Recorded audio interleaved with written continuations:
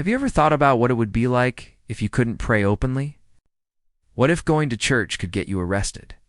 What if simply owning a Bible could land you in prison? Well, for millions of Catholics around the world, this isn't just a scary thought. This is their reality. This is their daily life. In many parts of our world right now, being Catholic is one of the most dangerous things you can be. Some Catholics can't even tell their own families about their faith because the consequences could be deadly. Some have watched their churches get destroyed. Some have lost loved ones. And some are sitting in prison cells right now, not because they did anything wrong, but simply because they believe in God. This video is going to show you the 15 worst places on our entire planet where Catholics face persecution, violence, and forced silence. By the time we finish, you're going to understand why some Catholics should absolutely not travel to certain countries. You're going to learn about the dangers that millions of people face every single day. And you're going to see how grateful you should be if you live in a country where you can practice your faith freely. So please, stay with us through this entire video, because the stories we're about to share will shock you. And they'll change the way you look at religious freedom forever. Let's begin. When we talk about the worst countries for Catholics, you have to start with North Korea. North Korea is not just bad for Catholics. It's actually the absolute worst place in the entire world for any Christian. According to the latest reports from organizations that track religious persecution, North Korea scores 98 out of 100 in persecution. That number is almost as bad as it can possibly be. In North Korea, the government doesn't see religion as something personal. They see it as a threat to the state. If you believe in God, the government thinks you're being disloyal to your country. So practicing Catholicism isn't just illegal. It's treated like you're betraying your nation. This means that even the smallest act of faith can get you into serious trouble. If you own a Bible, you can be arrested. If you pray with your family, you can be punished. If you try to go to a secret church service, you could disappear. And I mean disappear forever. The government of North Korea reports that more than 50,000 Christians are locked up in detention centers and forced labor camps right now. 50,000 people. Think about that number. That's like an entire city of people whose only crime is believing in Jesus. These people are not treated like prisoners. They're treated like they're less than human. They're forced to work in horrible conditions. They're given barely enough food to survive. And many of them will never get out alive. The government of North Korea wants zero religious activity in the country. Not a little bit. Zero. This means that any Catholic living in North Korea has to hide who they really are every single day. They can't tell their friends at work that they're Catholic. They can't tell their neighbors. They can't even tell their kids about God because someone might report them to the government. This is why North Korea is number 1 on our list. Coming in at number 2 is Somalia. Somalia is dangerous for Catholics, but not in the same way as North Korea. In Somalia, danger doesn't come from the government making laws against religion. Instead, the danger comes from violent extremist groups that control huge parts of the country. The biggest threat in Somalia is a group called Al-Shabaab. These are people who believe that Somalia should be only Islamic. They search for people who have left Islam and become Christian. When they find them, they don't arrest them. They kill them. Somalia used to have a government that could control the country, but that government fell apart back in 1991.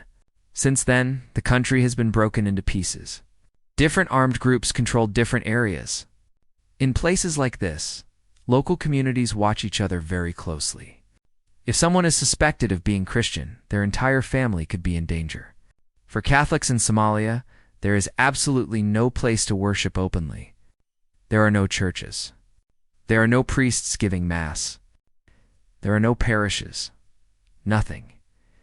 If you're Catholic in Somalia and you want to practice your faith, you have to do it completely in secret. You might pray alone in your house. You might whisper prayers to yourself. But you can never, ever gather with other Catholics to worship. The fear is just too great. This is why Somalia is one of the worst countries for Catholics in the entire world. Number 3 is Yemen. Yemen has been torn apart by war. There's been a civil war going on since 2014, and that's more than a decade of fighting. When a country is at war for that long, everything falls apart. Schools don't work. Hospitals don't work. The government can't protect anyone. And people who are in the minority, like Catholics, become extremely vulnerable. Right now, more than 24 million people in Yemen need help just to survive. That's 75% of the entire population. 3 out of every 4 people in Yemen are struggling to find food, clean water, and medical care. In this desperate situation, Catholics have almost no safety at all. The government doesn't legally recognize Catholic worship. You can't build a church in Yemen. You can't have a priest saying Mass. You can't have any kind of visible Catholic community. And because there are armed groups all over the country, Catholics have to practice in complete secrecy. Many Catholics in Yemen help other people through charities and humanitarian work, but they have to keep their faith hidden while they do it. Back in 2016, there was a Catholic care center in a city called Aden. This center was helping sick people and poor people. Militants attacked it and killed 16 people, including missionaries and local workers. This attack shows just how dangerous it is to be Catholic in Yemen, even if you're trying to help people. Number 4 is Sudan. Sudan has been dealing with continuous fighting and political chaos for many years. Things got much worse in 2023 when different military forces started fighting each other for control of the country. Entire cities became war zones. Neighborhoods became battlefields. When this happens, religious buildings like churches become targets. Many churches in cities like Khartoum were damaged or destroyed during the fighting. Right now, more than 25 million people in Sudan need humanitarian assistance. That's more than half of the entire country's population. Millions of people have fled their homes because of the violence. Catholics who used to live in communities together have been separated. They can't get to church anymore. They can't see their priests. They're struggling just to survive and feed their families. For Catholics in Sudan, maintaining any kind of normal religious life has become almost impossible. Number 5 is Eritrea. Eritrea is a country in Africa where the government controls almost every aspect of people's lives, including religion. The government only allows a few religions to operate officially. If you want to practice a different religion, the government treats it like a crime. This means that if Catholics gather together to pray, they're breaking the law. People can be arrested just for meeting in someone's home to pray together. Human rights organizations have documented that hundreds of Christians are in prison in Eritrea right now. Some have been there for years and years. Some have been held without any trial. They're just locked up because they want to practice their faith. For Catholics in Eritrea, life is lived in constant fear. You can never know when authorities might show up at your door. You can never gather openly with other Catholics. You have to practice your faith as quietly and secretly as possible, always looking over your shoulder. Number 6 is Syria. Syria used to be a place where Christians, including Catholics, had been living for hundreds and hundreds of years. There were beautiful churches in cities like Aleppo and Damascus. There were schools run by the Catholic Church. There were communities of Catholics who lived and worked together. But starting in 2011, a terrible war began in Syria. This war has been one of the worst wars of the entire 21st century. The fighting has destroyed neighborhoods. Entire cities have been damaged. People have been displaced from their homes. Because of this war, more than half of all the Christians who lived in Syria before the war started have left the country. They went to Europe. They went to America. They went to neighboring countries. They left because they didn't feel safe anymore. The churches that are still standing have been damaged by bombs and bullets. Catholic families who stayed behind are living in fear. The Catholic community in Syria that was once strong and vibrant is now small and broken. Number 7 is Nigeria. Nigeria is a big country in Africa, with many people. But in certain parts of Nigeria, especially in the north and central regions, Catholics face terrible danger from armed extremist groups. One of the worst groups is called Boko Haram. Another is called the Islamic State West Africa. These groups attack villages. They attack churches. They kill people. According to recent reports, Nigeria has the highest number of Catholic priests who have been kidnapped or murdered anywhere in the entire world. Priests who are serving in dangerous areas have been taken away by armed groups. Sometimes the groups demand ransom money. Sometimes the priests are killed. The people doing this killing know that priests are respected leaders in their communities, so they target them specifically. For Catholic priests in Nigeria, serving their people means risking their lives every single day. Number 8 is Pakistan. Pakistan has laws that are supposed to protect religion, but there are also laws that make it extremely dangerous to say something that someone thinks is disrespectful to Islam. These are called blasphemy laws, and they're some of the strictest in the entire world. Under these laws, if someone accuses you of insulting religion, you can be arrested. You can be put in prison for a very long time. You can even face a death sentence. The problem is that these accusations don't have to be proven with strong evidence. Someone can accuse you, and then you'll be arrested and put in prison while the investigation happens. This investigation can take years. During all that time, you're locked up, and your entire family and community might face pressure and threats. There have been cases where rumors about blasphemy have led to angry crowds attacking Christian neighborhoods. People's homes have been burned. People have been killed. Pakistan has a population of more than 240 million people, but Christians are only about 1 to 2% of the population. This makes Catholics a very small and vulnerable minority. Even though there are Catholic churches and Catholic schools in Pakistan, Catholics have to be very careful about how openly they practice their faith. Number 9 is Libya. Libya is another country that fell apart when its government collapsed back in 2011. Since then, the country has been divided. Different armed groups control different parts of Libya. There's no single government that can keep people safe. For Catholics and other Christians, this is extremely dangerous. Armed militant groups have attacked migrant workers and minority communities. Christian migrants who are trying to travel through Libya to get to Europe have been especially targeted. There have been documented cases of kidnapping, forced labor, and even executions of Christian migrants. The Catholic community in Libya is extremely small. It's mostly made up of foreign workers from Africa, Asia, and Europe who are just passing through. These people have to worship very quietly and carefully, always aware of the danger around them. Number 10 is Iran. Iran is a country where the government watches very carefully to see what people are doing religiously. While there are a few Christian groups that the government officially recognizes, converting to Christianity is very restricted. If people gather in someone's home to pray and study the Bible together, the government is very interested in those meetings. The police might raid these home church meetings. People might be arrested and questioned.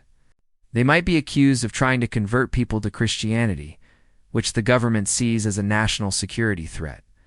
This is why they use national security laws to prosecute these cases, not religious laws. Several Christian leaders and converts have been sent to prison for organizing these home church meetings. For Catholics in Iran, practicing faith has to be done very quietly and secretly, always worried that authorities might find out. Number 11 is Afghanistan. Afghanistan is a country where the Taliban government is now in control after taking power in 2021. Under Taliban rule, the legal and social environment for minorities, including Catholics, is extremely restrictive. Afghanistan's population is more than 40 million people, and almost all of them are Muslim. Christians are an extremely small minority. Under strict Islamic law, as interpreted by the Taliban, if you convert from Islam to another religion, that's considered apostasy. Apostasy is treated as a very serious crime. People suspected of converting away from Islam can face severe punishment. Because of this, there are no Catholic churches operating openly in Afghanistan. There are no Catholic institutions. Catholics have to practice their faith in complete secrecy. They can't even talk about their faith with people outside of their most trusted circles because the consequences could be deadly. Number 12 is India. India is a huge country with more than 1,400,000,000 people. It's the most populous country in the entire world. Catholics make up a small part of the Christian population in India, which itself is only about 2% of the total population. India has a long history of Christianity in places like Kerala and Goa. However, in recent years, some Indian states have made laws against religious conversion. These laws are supposed to stop people from being forced to convert religions through force or tricks. But in practice, these laws have sometimes been used to arrest priests and pastors. There have been cases where authorities temporarily detained Catholic clergy after someone complained that they were illegally converting people. There have also been cases where angry crowds attacked church buildings and prayer halls. These attacks usually happen at the local level, but they're a real threat to Catholic communities. While Catholic churches still operate in many areas of India, the threat of legal trouble and violent attacks has created a difficult environment for Catholics. In certain regions, number 13 is Saudi Arabia. Saudi Arabia is a country where the government officially says that only Islam is allowed to be practiced publicly. If you want to build a church in Saudi Arabia, you cannot do it. If you want to have a public church service, you cannot do it. These rules apply everywhere in the entire country. There are no Catholic churches in Saudi Arabia. There are no Catholic worship spaces that are open to the public. This is one of the only countries in the entire world where you absolutely cannot find any public Christian church buildings. However, Saudi Arabia has millions of foreign workers. These workers come from the Philippines, India, and many African countries. Millions of these workers are Christians, including many Catholics. Estimates say there are more than 2 million Christians living and working in Saudi Arabia right now. Even though there are so many Christians, they have to practice their faith in secret. They gather in private homes. They gather in residential compounds where foreign workers live. Sometimes they gather in diplomatic buildings. But everything has to be kept very quiet and very private. For Catholics working in Saudi Arabia, their religious life is completely limited. They can pray alone. They might be able to meet with a small group in someone's home, but they can never celebrate Mass openly. They can never have a church. Number 14 is Nicaragua. Nicaragua is a country in Latin America where the relationship between the government and the Catholic Church has become very tense and difficult. For many years, the Catholic Church in Nicaragua was an important institution. It helped poor people. It spoke up for human rights. But in recent years, the government has started targeting Catholic leaders. Some bishops and priests have been arrested. Some have been placed under house arrest in their homes. Some have been forced to leave the country entirely. The government has also limited religious activities. Public religious parades that used to happen during important religious seasons have been restricted. Religious gatherings are now watched very carefully by the government. This is a big change for Catholics in Nicaragua because the Catholic Church is to be free to do its work without this kind of interference. Number 15 is Myanmar. Myanmar is a country in Southeast Asia that has been torn apart by violence and armed conflict. The military took control of the government in 2021, and since then, fighting has spread throughout the country. Millions of people have had to leave their homes. More than 3 million people have been displaced by the fighting. Nearly 20 million people in Myanmar need humanitarian help just to survive. Catholic communities in Myanmar are often located in areas where there is heavy fighting between the military and local resistance groups. During this fighting, churches have been damaged. Parish buildings have been hit by artillery. Schools run by the Catholic Church have been destroyed. Catholic families, especially those living in villages, have been forced to flee their homes. Many are now living in temporary camps with almost nothing. They're relying on churches and aid organizations to provide them with food, water, and medical care. The situation in Myanmar shows how war can completely destroy the ability of Catholics to practice their faith openly, now that you've seen all 15 countries. You might be wondering what all of these places have in common. First, they all make it very difficult or impossible for Catholics to worship openly. Second, they all have either government oppression, armed conflict, extremist violence, or some combination of these problems. Third, in all of these countries, Catholics have lost the ability to gather together in public to practice their faith. They've lost their churches, or their churches have been damaged. They've lost access to priests. Many have lost their homes and their safety. If you're watching this, and you live in a country where you can go to church whenever you want, where you can pray openly, where you can own a Bible without fear, please understand how fortunate you are. Millions of Catholics around the world would give anything to have the religious freedom that you have. Many of them are suffering right now. Many of them are in prison.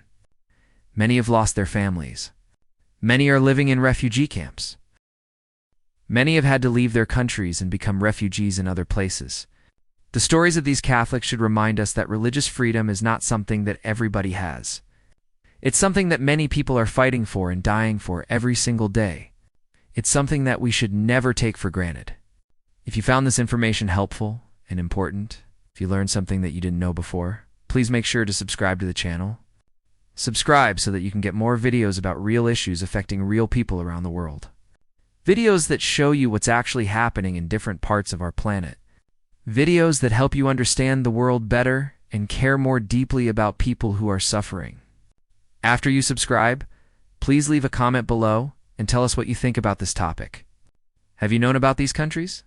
Does this information surprise you? What do you think should be done to help Catholics who are being persecuted? Your comments help us understand what you want to see more of, and it helps other viewers see different perspectives. And please share this video with your friends and your family. Share it on social media. Send it to people who you think should know about these issues. When more people understand what Catholics are facing in these countries, more people will care. And when more people care, more pressure can be put on governments and organizations to help. These stories need to be heard. These people need to be remembered. And your help in sharing this message is so important. Thank you for watching all the way to the end of this video. Thank you for caring about people who are suffering for their faith. And thank you for taking the time to learn about religious persecution happening right now in our world.